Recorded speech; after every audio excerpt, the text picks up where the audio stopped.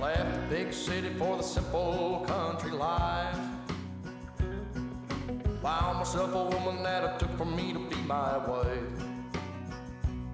I was working on the ground, come the sun up to sundown. Hey, I'm trying to make a reputation for a man inside this town.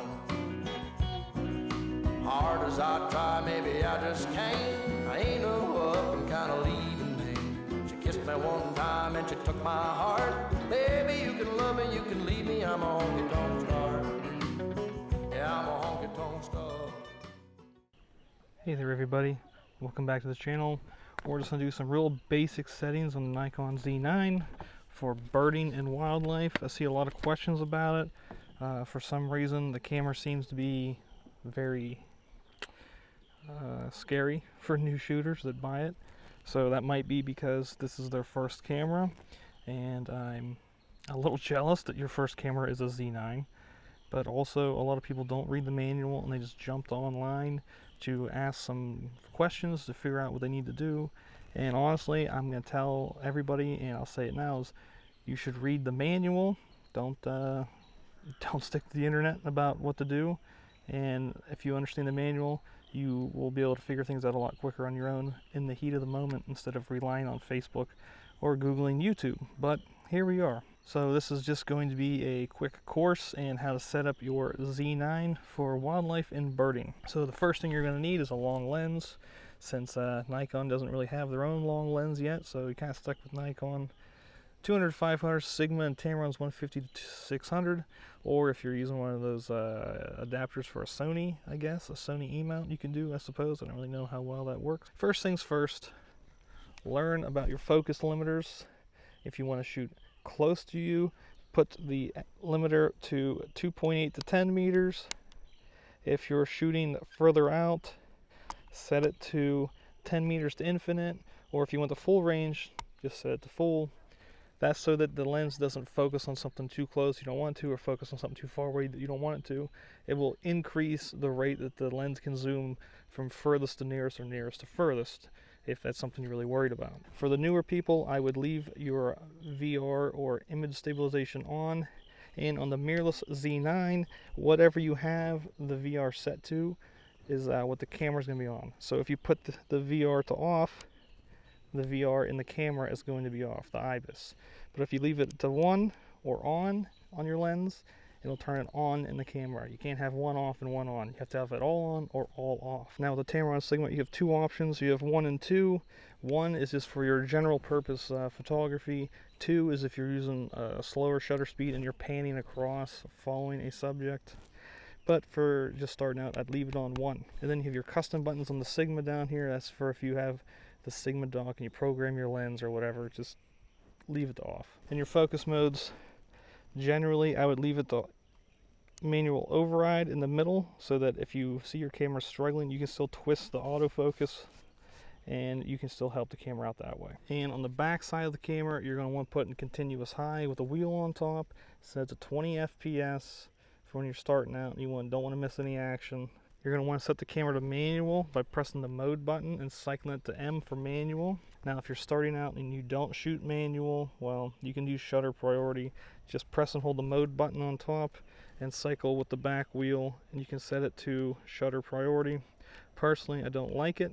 I really like manual full time, so I can set my ISO, shutter speed, and aperture for what I want it to be. And if you wear glasses like me, make sure you adjust your diopter by pulling this wheel out, messing with that so the camera screen's in focus, and the EVF, push it back in to lock it into place. Now for your white balance, all you gotta do is press the WB button on the back, select color temperature, and then use the front dial to put it to about 5200. I use 5200. You can change it to whatever you want, but 5200 seems to be a nice middle ground for daylight shooting. And really the meat and potatoes of it is the autofocus system. So you can press and hold this button on the side of the camera and cycle through autofocus continuous, autofocus single, or manual focus, but you're going to want to set it to autofocus continuous for wildlife and nature. And if you want, you can also program in photo mode the record button to cycle through. So whenever you're holding your long lens, you just press the record button and you can cycle through your different autofocus settings. It sure seems a lot easier than pressing the button on the side of the camera with longer lenses. To do that, you just got to go into your custom settings, go down to your controls, custom controls for shooting, and then just select the record button on top.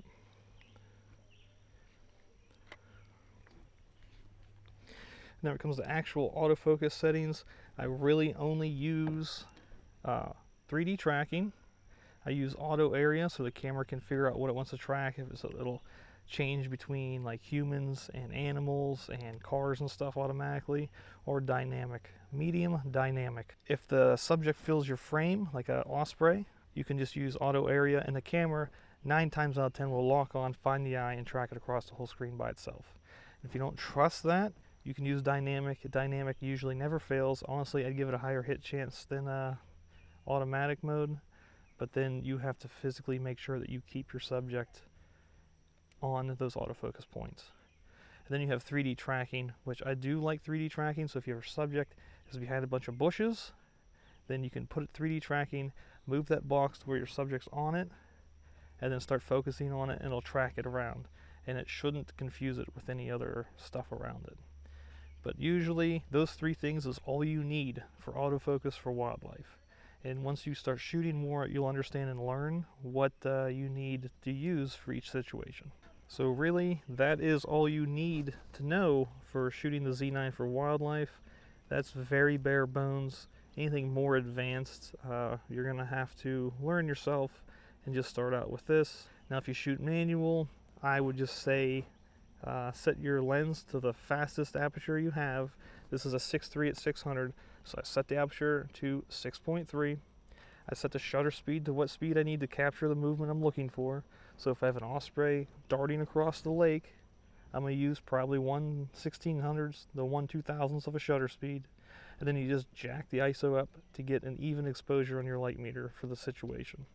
And just go with that, and the sensor is so good in this camera that you can be off by like 1/3 of a stop of exposure and fix it in post, and it's perfectly fine.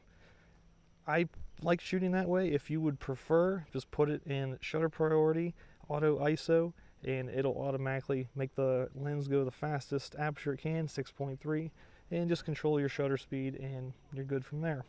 But I like having full control over everything in the camera, so doesn't really suit what I like to do. And if you want to do video with the Z9, what I like to do for wildlife is I shoot everything in 4K 120. You can always shoot it and export it in regular 4K 24 or 30, and it won't look too crazy. And then you also have the option of slowing it down up to 4 times if you really want to. And it pretty much shoot it the same way as manual photography. Is you put the camera in video, you select your 4K 120, put your aperture the widest to go at 6.3, and then set your shutter speed to the degree angle you need, which if you're shooting 120, you can make it 240, but myself, I like it a little bit faster, so I usually do like 300, 350. And then you just increase the ISO to get the exposure you need to, and then also use your exposure controls and tools in the camera, like your zebras and whatnot. And really, you just set it on AFF for autofocus full time. And depending on your subject, you're going to need to change it between auto area, 3D, and then on a couple occasions, I've had to use wide area small, but not very often. So really, that's just a crash course on wildlife with the Z9. If I didn't cover something that you were looking for, that you're interested in, drop a comment down below. I'll get back to you. We'll see if we can figure it out together. And if you want to like the video and subscribe to the channel, really appreciate that too. And until then, good luck out there. Happy shooting.